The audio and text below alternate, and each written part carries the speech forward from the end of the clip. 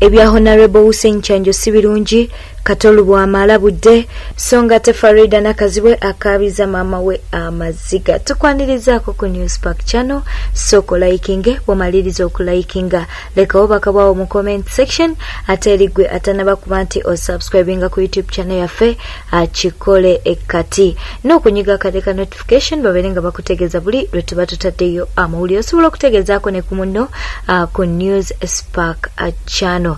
Wonna wosinza okuba nti notaba twagala okubuuzaako mu ngeri ey'enjawulo. Oyinza okuba ng'oli mu ggwanga lyattu Uganda oba bweru w'eggwanga. Tutandise n'amawulire agatali malungi. Honorable Hussein Kyanjo wetwogerera ng'embeera ye si nnungi era nga yeetaaga ssente okuba nti no afuna obujjanjabi.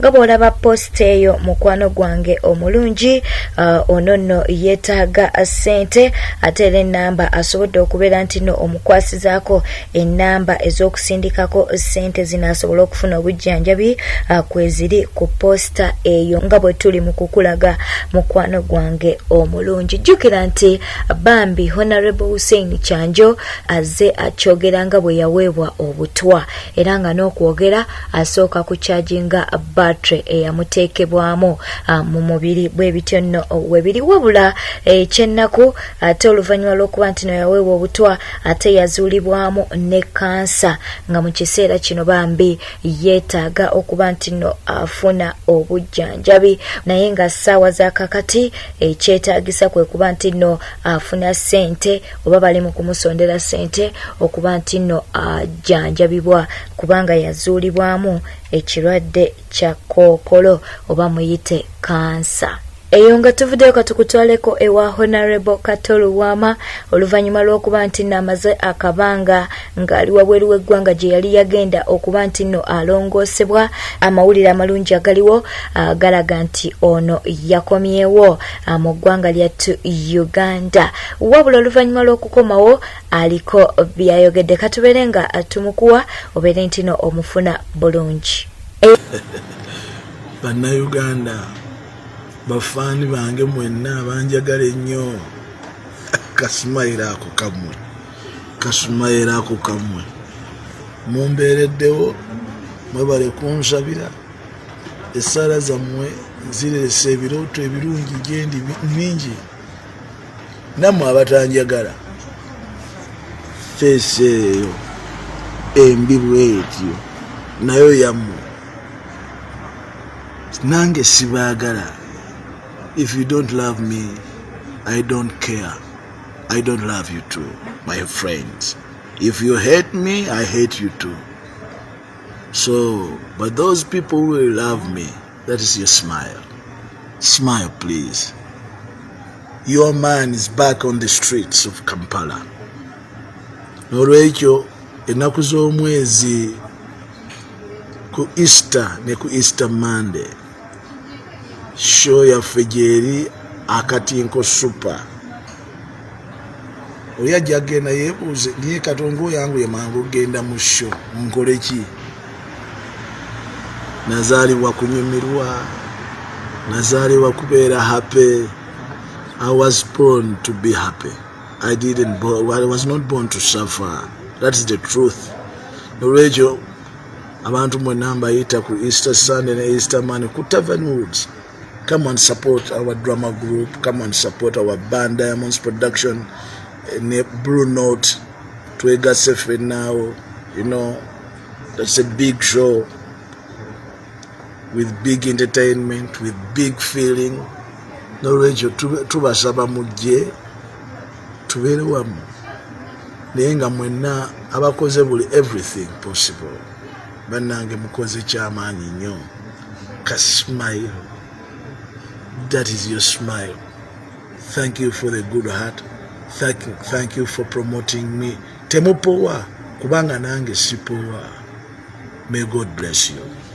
Nga tuvuddeyo omukozi w'oku TV Faridah Nakazibwe yatonedde maama we ekirabo ky'emmotoka ku birthday ye nga weze emyaka 6 bwe bityo nno we byabadde. Okumanya nti maama yabadde takikkiriza bambi yakaabye n'amaziga. Bwe tukuzaako emabega Faridah Nakazibwe yali yakamaliriza okuba nti nno awa maama we ennyumba gye yali amuzimbidde. Bwe bityo nno we byali kakati ne ku birthday ye ey'emyaka 6 munange yasazeewo okuba nti nno amutonera emmotoka.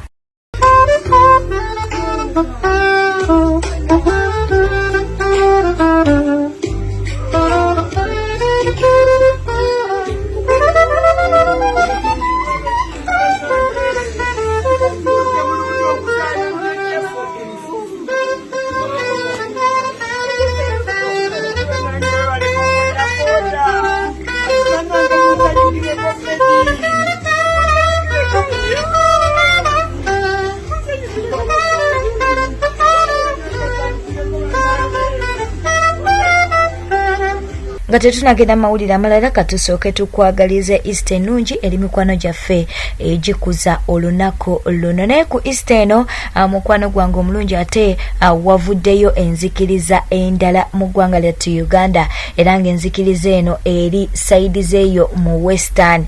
Bano nno mukwano nga bw'olaba vidiyo eyo bwe batyo nno bwe basaba katubere nga tubakuwa mukwano gwange omulungi ate era otegeere bo basinza batya.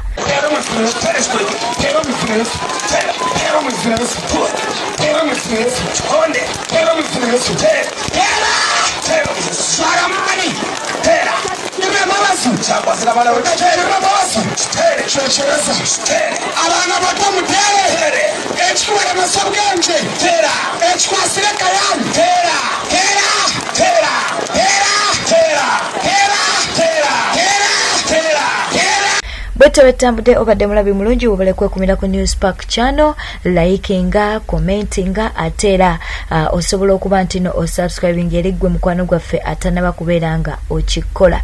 Mu subscribinga mukwano otegeera bifa mu ggwanga ne wabweru w'eggwanga lyattu Uganda buli lwe tuteekayo video zaffe mukwano amawulire gaba tegakuyita kono lwekyo tova ku video eno tova ku channel eno nga tosoose ku subscribinga. Beera bulungi weeraba. Abantu bali ne bannaabwe ku blackmail. Nze nabonaabona nnyo ng'ekimbonyabonya mbo bajja kugenda mu mawulire ne bagendayo. Kyemmanyi buli ampuliriza yagasoma. Bwe wagasoma ne nvaako olwala, lugalo, kutu, kaviiri, kiki ekyanvaako? Okubeera mu geyeena mbu kuba bw'onoova bajja bikasukayo. Mugamba abikasukeyo ani atabirina. Kubira Mukama engalo ez'amaanyi obanga amagezi gazze. Kyonna kye bakufuga nakyo bakikole. Kigenda kukola wiiki emu, wiiki bbiri, ne bwe kinaamala myaka ng'ekyange ojja kusigala ng'oli mulamu. Kati nze sikwatibwa nsonyi kuwa bujulizi nti mu bya relationship ndi okay. Kubira Mukama engalo ez'amaanyi oba okitegedde. Spiritually ndi fine. Financially sinnaba. Nkyazeetaagira ddala.